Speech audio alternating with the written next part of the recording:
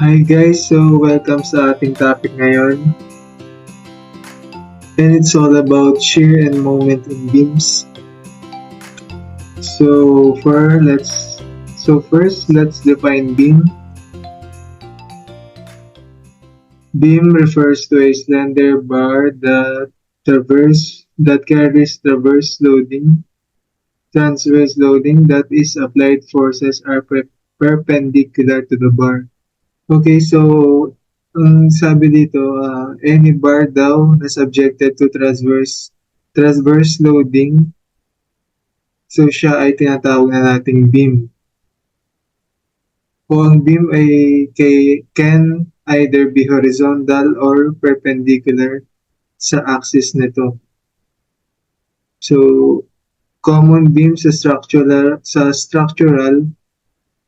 ay beam o biga o ang Tagalog ng beam. So, bago tayo mag-proceed sa mga constellation, we have here a simply supported beam. The first end was a pin. Tapos, yung iba kasi guys dito, sa second, a roller siya. So, ito na yung simply supported beam natin. Yung cantilever beam ay fixed end and ang overhanging beam ay parang nakahang lang. Yan, ganyan lang siya.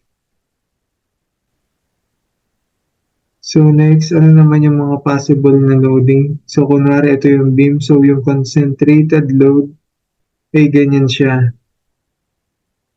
Ito. Acts at a point on the beam. So ito siya guys.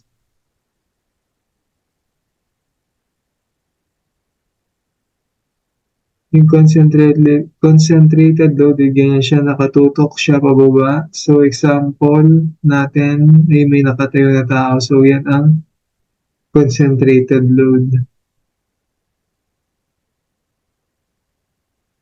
So may tinatawag din tayong distributed load. Acts over a length of the beam.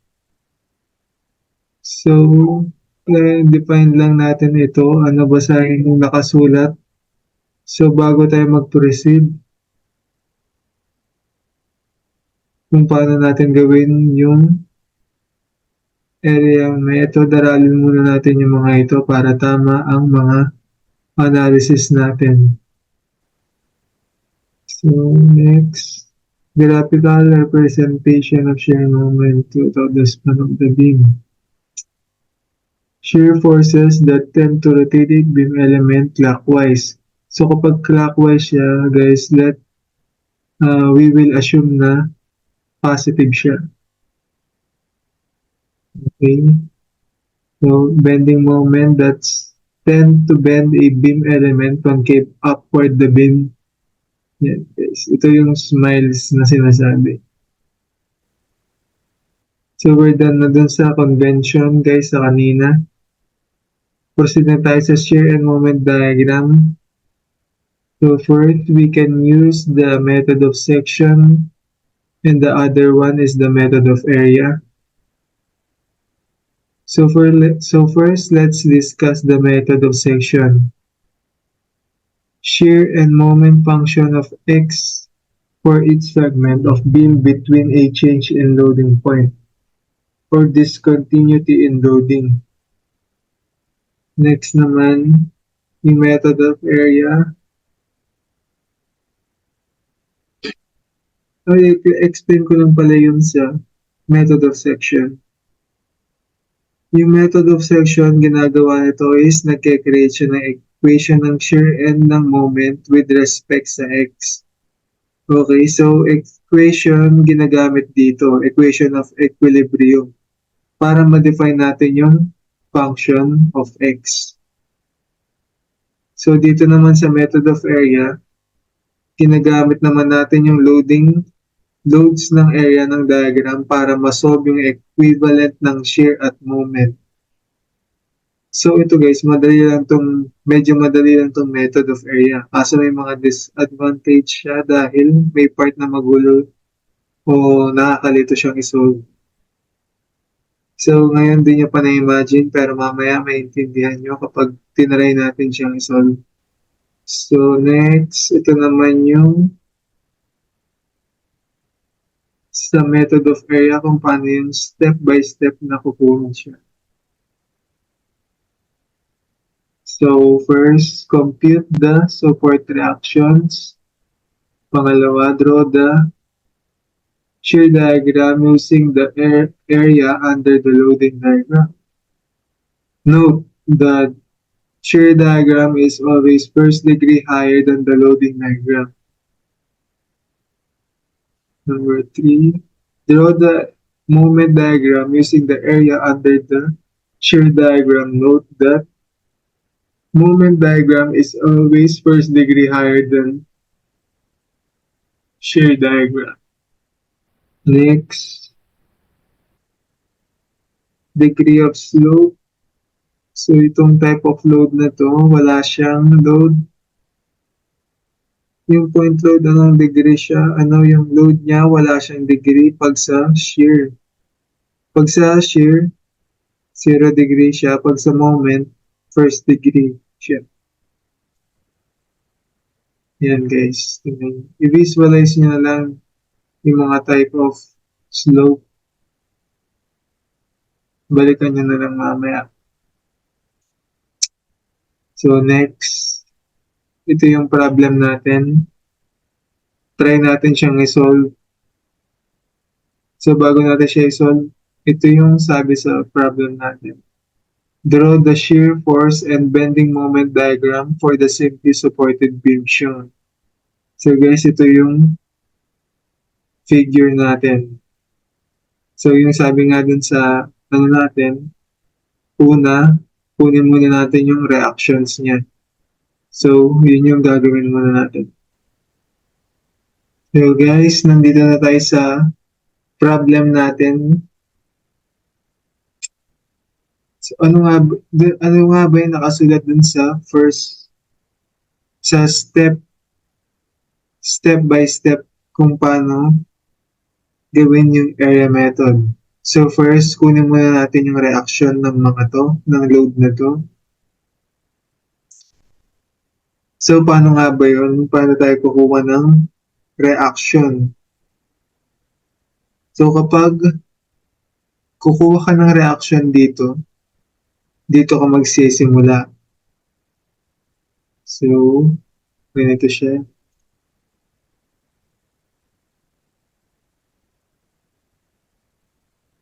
Summation, moment, sa B, equals 0.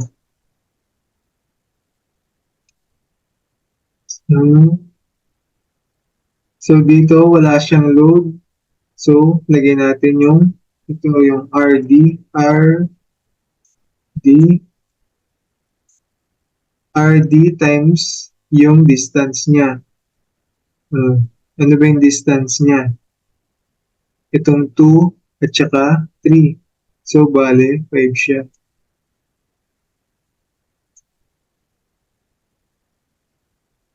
Pagtapos nun, itong yung 30. So, ano ba yung ano niya? Paano ba yung ano niya? Clockwise ba or counterclockwise? Clockwise siya, di ba? So, positive siya nun. 30 times yung distance niya, times 1. Next,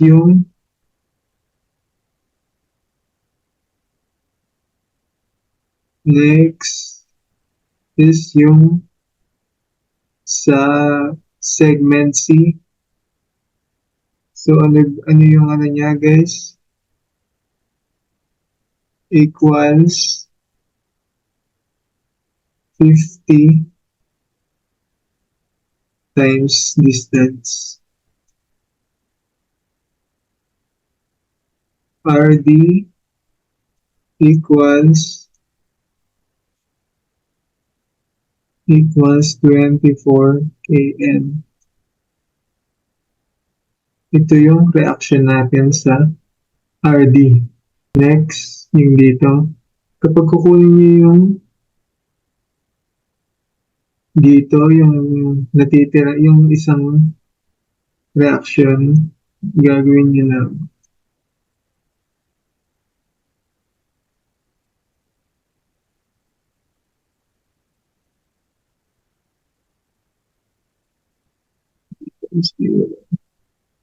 is yung load lang RB times distance 5, and then yung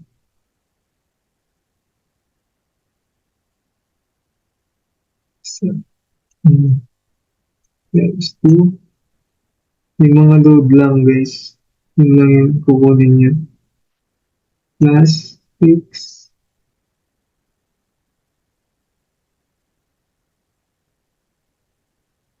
plus 30 times 6 equals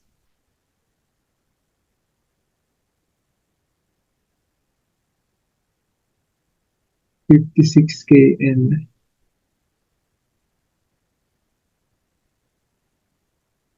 Yan. So, ito yung mga reaction natin.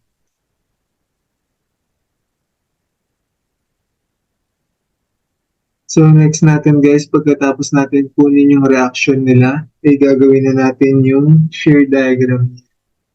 So, ito yung shear diagram. Paano nga ba natin makukuha yung shear diagram? Magbe-base tayo dito sa figure dito sa taas. So, 30. So, dahil wala siya, ito yung load niya is pababa lang. Ibababa lang natin siya. So, 30. Dito siya naman guys.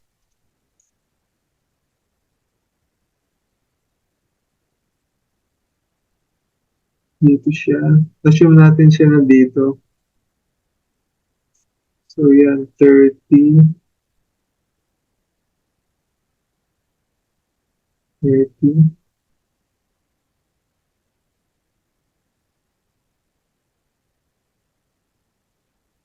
30 kN. So, dahil wala siyang load dito, diretso lang siyang ganyan.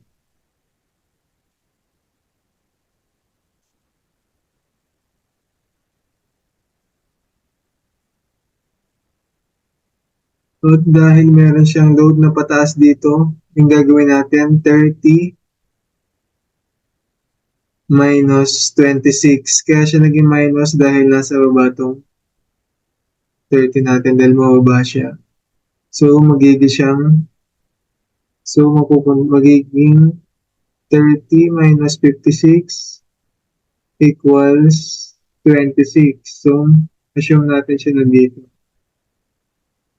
Magiging diretso lang siya dahil wala siyang load na wala siyang distributed load. Yun yung tawag niya. Wala siyang distributed load. Yan, taas lang natin. Tapos, diretso lang. So, magiging 26 kN. Yan. Next. So, next, 26 kN. So, ito yung next niya. Minus 50.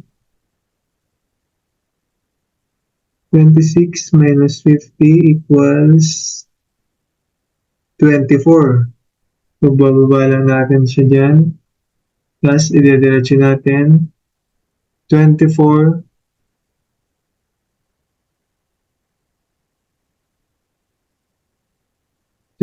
minus 24. 0. So, magka-close na dyan yung diagram natin. Ito na yung shear diagram natin.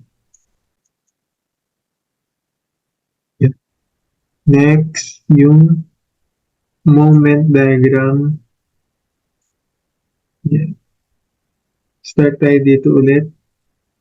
Serial. 0.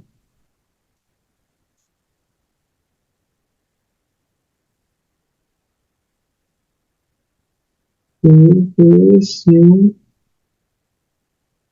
30 magiging ganito siya. Negative 30 km.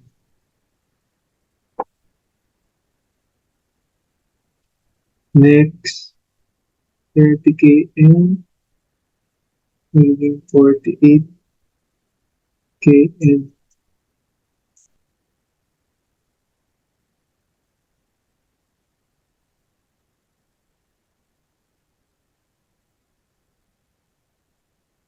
and may magsasara na siya dito. Yan. So, ito nga yung shear and moment diagram natin. Sana may natutunan kayo. Bye guys.